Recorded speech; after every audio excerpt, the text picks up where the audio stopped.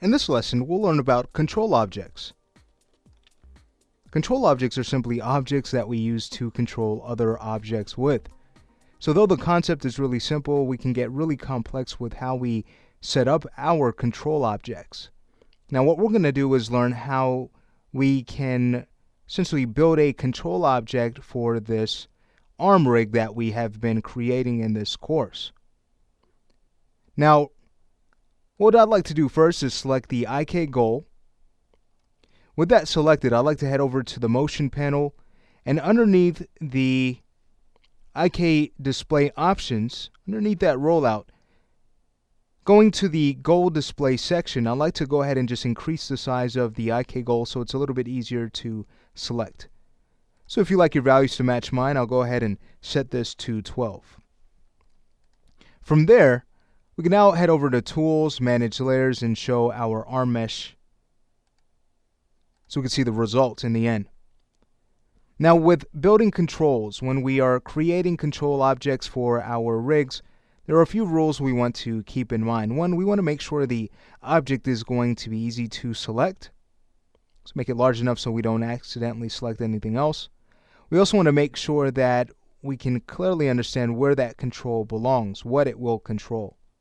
And then lastly, we want to make sure that the object will be clean. So in case we ever need to go back to this default position, in our case for the arm, it is very easy to do that at the click of just one option. So I'll go ahead and show you that. So let's go ahead and get started.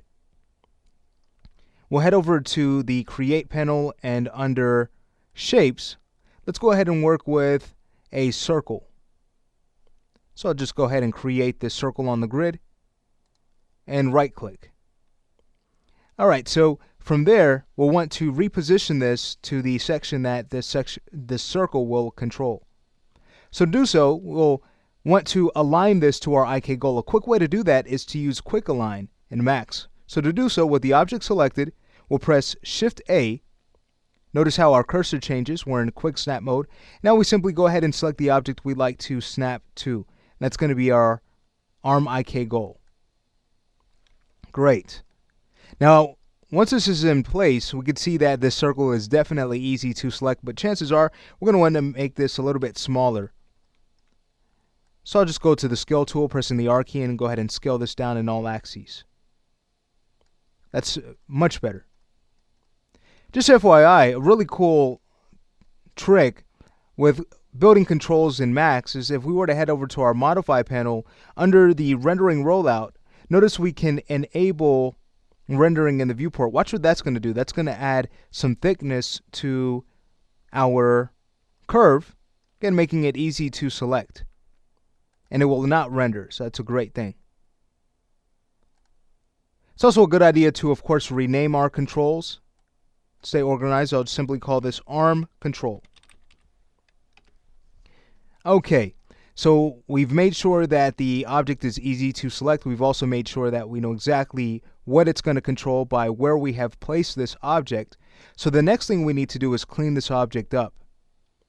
So to do so, we'll want to Alt right click and head over to Freeze Transform.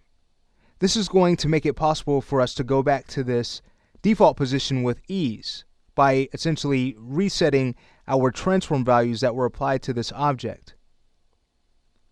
So with these values that we currently have on the object, they will be reset to 0, 0, 0, and this will be the new offset position. So I'll go ahead and choose Freeze Transform. We'll want to go ahead and choose Yes.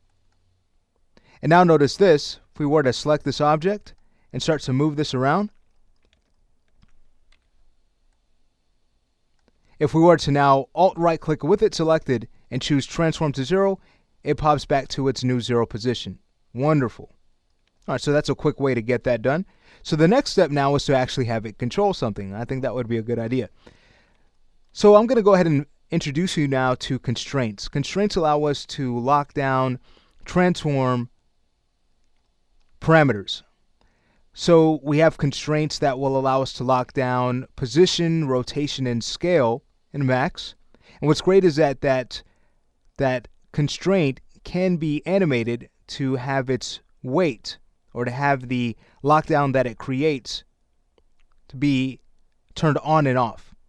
So if we don't want that constraint to work at a certain time, we can simply turn that weight off of the constraint and actually have that animated. So we have a lot of control with constraints. So let's go ahead and finish this lesson by constraining the arm rig that we have to this control setup that we've just built. All right, so to do so, we first want to select the object that will be constrained. So I'll start with the IK goal, and with this we'll want to lock down its position. So with the IK goal selected, we'll head over to Animation, Constraints, and we'll choose the Position constraint. From there, we'll now want to choose the object we'd like to constrain to, and that's going to be our arm control. Great, so it looks like nothing has happened, but watch this. Now as we select our arm control and start to move this around, we're now controlling the IK goal. Beautiful. Let's go ahead and finish this up by working on the wrist. So we're going to want to lock down the rotation of the wrist by this arm control, and by doing so we will then have created an efficient control that manipulates not only the position of the arm but the rotation of the wrist from one control alone. So this is great. So to do so, again, we want to select the object we like to constrain down. This time we want to head over to Animation, Constraints, and use the Orientation constraint found right at the bottom.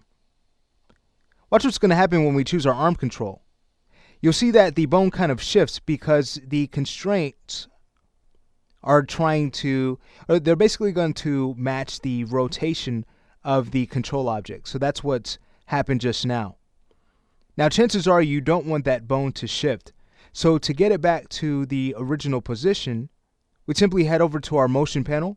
Underneath our rotation list, under PRS parameters, we want to scroll down until we get to keep initial offset. We can check that on, and now the bone pops back. Another really cool feature about constraints. All right, let's see what this does. If we were to now select our arm control and start to move this around, we should notice a difference in our wrist. Notice how the orientation is no longer following the forearm. Now we have full control over the rotation of the wrist. So if we were to go to our arm control and start to rotate that, we're getting a nice little wave. And what we have just done is great for hand plans. So what that means is we can go to our upper arm bone. I'll head over to the new schematic view option, and I'll go ahead and choose the upper arm bone. With that selected, going to the move tool, we can go ahead and move this, and notice that hand is going to stay planted. If we try to do this before, we'd notice that the hand would actually rotate because it's following its parent, which is the forearm bone. But now, being that we have locked down the rotation of that bone, that's no longer going to happen. All right, so in this lesson, we have learned about control objects. We've went over quite a bit, so if you need to, feel free to go back through the lesson and get the concepts down, because when you do so, you'll become more familiar with the control setup process and be able to build controls that you'll need for your control rigs.